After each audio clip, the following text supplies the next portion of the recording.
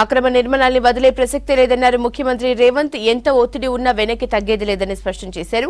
సిటీలో అంతర్జాతీయ క్రీడలు నిర్వహిస్తామన్నారు. వరంగల్లో ఇచ్చిన మాట ప్రకారం 2 లక్షల రుణమాఫీ చేసి చూపించామన్నారు. డ్రగ్స్ విషయంలోనూ కఠినంగా ఉంటామన్నారు సీఎం రేవంత్.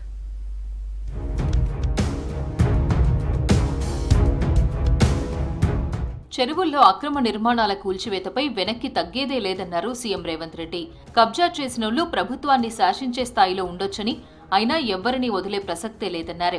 రంగారెడ్డి జిల్లా కోకాపేట్లో హరేకృష్ణ హెరిటేజ్ టవర్ ఆధ్వర్యంలో అనంత శేషస్థాపన ఉత్సవంలో మంత్రి శ్రీధర్ బాబుతో కలిసి పాల్గొన్నారు సీఎం. అధర్మం ఓడాలంటే యుద్ధం చేయాల్సిందేనన్నారు. సిటీని రక్షించుకోవాల్సిన బాధ్యత అందరిపై ఉందన్నారు రేవంత్. ఈ చెరువులను చెరబట్టిన వాళ్ళ నుంచి విముక్తి కలిగించాలన్న ఏకైక లక్ష్యంతోనే ఈరోజు చెరువులను ఆక్రమించుకున్న వాళ్ళను ఎవరిని వదలకుండా ఉక్కు పాదంతో అణిచివేయాలన్న ఆలోచన, అందులో నిర్మాణాలను ఏ ఒత్తిడి వచ్చినా వెనక్కి తక్కకుండా తొలగించాలన్న ఆలోచనతోనే ఈరోజు ఈ చెరువులలో ఉన్న అక్రమ కట్టడాలను కూలగొడుతున్నాము. లోక కళ్యాణం కోసం నీ బాధ్యతను నెరవేర్చాల్సిందే. ధర్మం బ్రతకాలి, అధర్మం ఓడాలి అంటే నువ్వు యుద్ధం చెయ్యాల్సిందే అనే యుద్ధ నీతిని ఆ రోజు అర్జునుడికి బోధించింది శ్రీకృష్ణ భగవానుడు.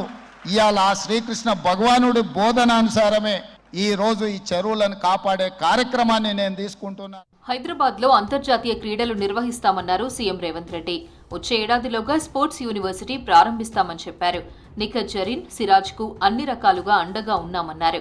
హైదరాబాద్ రన్నర్స్ సొసైటీ ఆధ్వర్యంలో జరిగిన మారథాన్ విన్నర్స్ కు మెడల్స్ అందజేశారు సీఎం రేవంత్. కార్యక్రమంలో మంత్రి Sridhar Babu, SAT chairman Shivasena Reddy, boxer Nikhat Zareen attend అయ్యారు. ఈ వేదిక మీద నుంచి సగర్వంగా ప్రకటిస్తున్న మీ అందరి ఆలోచనలను దృష్టిలో పెట్టుకొని యంగ్ ఇండియా స్పోర్ట్స్ యూనివర్సిటీని తెలంగాణ రాష్ట్రంలో నెక్స్ట్ అకాడమిక్ ఇయర్లో స్టార్ట్ చేసి క్రీడాకారులను ప్రోత్సహించాలన్న ఆలోచన. ఇదే కాకుండా 2036లో ఒలింపిక్ గేమ్స్ని ఇండియా ఆర్గనైజ్ చేయాలని ప్రధానమంత్రి గారు ఏదైతే ఆలోచన చేస్తున్నారో ఆ ఒలింపిక్ గేమ్స్ని హైదరాబాద్ వేదికగా మేము నిర్వహిస్తాం, తెలంగాణ రాష్ట్రానికి అవకాశం ఇవ్వండి మేము వారికి చెప్పడం జరిగింది. తెలంగాణ రైతుల్ని రుణవిముక్తి చేసేందుకు ప్రభుత్వం కృషి చేస్తుందన్నారు సీఎం రేవంత్ రెడ్డి. ఇచ్చిన మాట ప్రకారం అన్నదాతలకు 31,000 కోట్ల రుణాలు మాఫీ చేశామని చెప్పారు.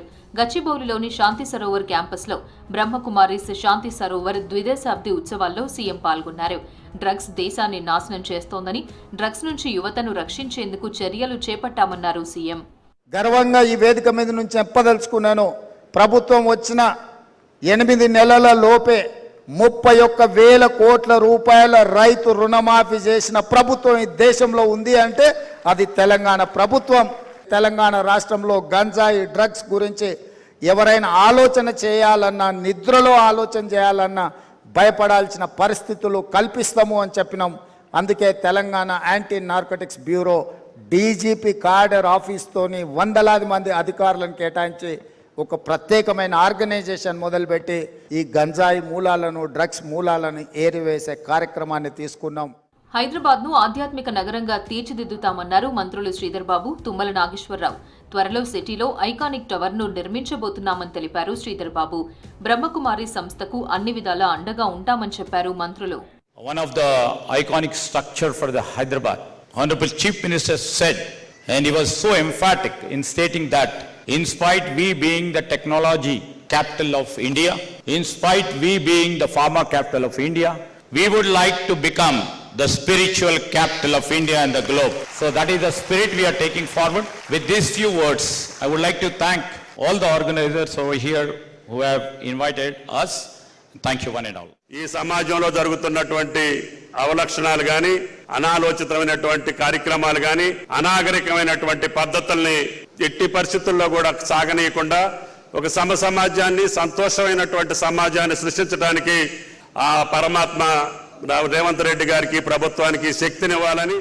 ఉదయం నుంచి వరుస కార్యక్రమాలలో పాల్గొన్నారు ముఖ్యమంత్రి రేవంత్ రెడ్డి. చెరువుల ఆక్రమణలు, డ్రగ్స్ విషయంలో కఠినంగా ఉంటామని తేల్చి చెప్పారు.